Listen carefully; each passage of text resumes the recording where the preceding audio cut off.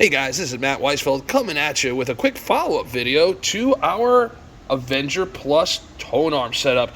Since that last video, we're going to be taking that tone arm and upgrading it to a VPI Gimbal Fatboy.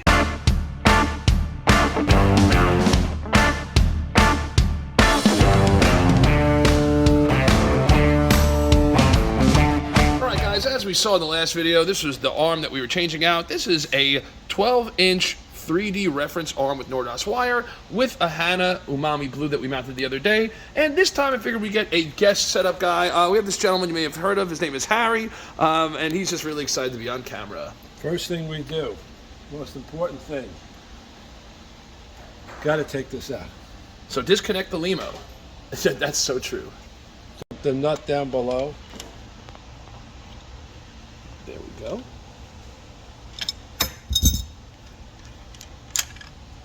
Take out the nut, take this off, and remove the arm. The joys of a Unipivot, guys. It is that easy to remove. So guys, really quick, what we're looking at here as far as the base, because we are going from a Unipivot to a gimbal, so you'll notice that the Unipivot has the male bearing, has a pivot point. Don't touch it, it is kind of sharp, and in this case it was using a dual pivot, so there's the plate on there. All this is about to get discarded by loosening the set screw.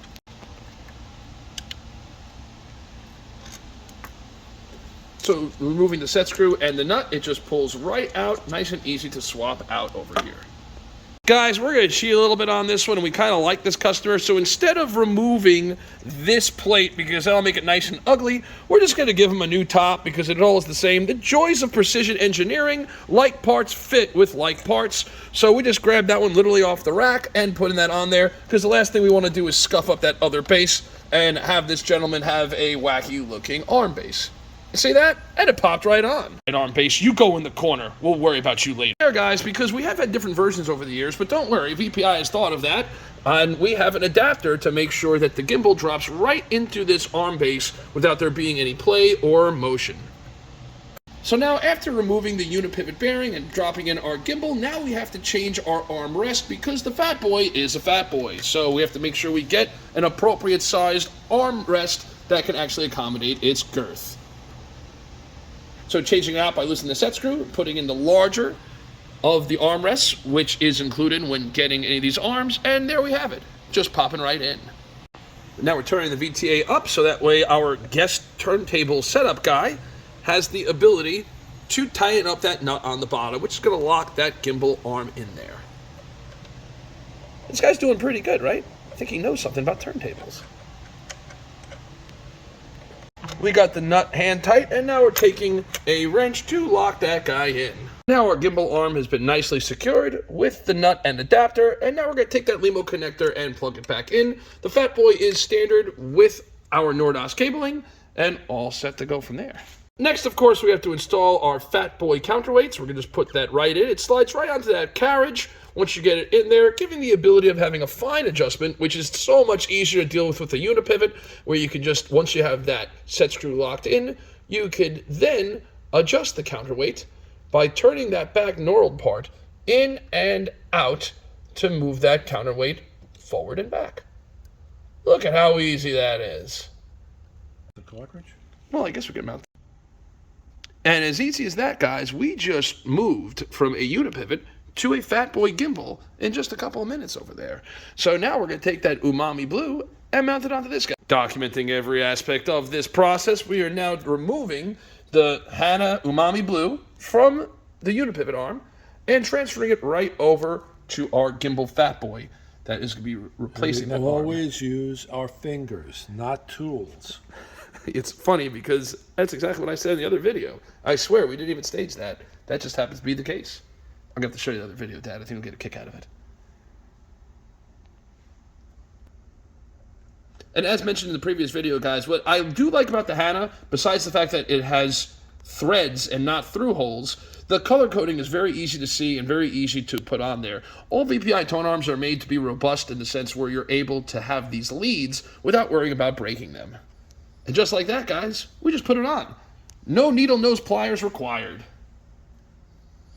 Using our finger lift, which also serves as the washer, as mentioned in the last video, we can just put it right in while keeping the safety of the material as well as locking in that cartridge nice and snug while having the ability to use that. Now, there are some people that believe that having that finger lift does get in the way of the weight. We disagree. I mean, hey, if you want to do it without an arm lifter, great. Use the standard washers, which is included with your VPI turntables. So that's up to you. If you can hear the finger lift being on there, you're full of crap. Right, so we got our Umami Blue on the arm, and just as I mentioned the other day when doing this, whenever you go to do your tracking force or your alignment jig and everything else, you want to make sure it's really light. You don't want to accidentally break your suspension because the counterweight's set wrong and you drop all the weight on that poor cartridge. And just from there, we're putting our alignment jig. As mentioned the other day, it's based on the Denison jig, so it's self-correcting. And we use 1 point, because if that point's right, guess what? The other point will be right. Imagine that. Now, guys, what Harry's doing is he's actually adjusting the base. Push down when you do it. Push down. Always push down and then tighten the arm. Exactly. So that's to lock in that Avenger arm base to make sure you have it at the right measurements for your arm. Now we're going to go on, make sure we're in a good spot. Close. Okay. So we're going to get nice and close before taking that guard off. So that way it's easier to make sure we land our alignment. And make it lighter. So again, guys, as mentioned before, you don't want it to be super heavy when doing this because the last thing you want to do is accidentally crush the suspension of your brand new arm. Right. Okay, we go a little bit in. Just so it stays down.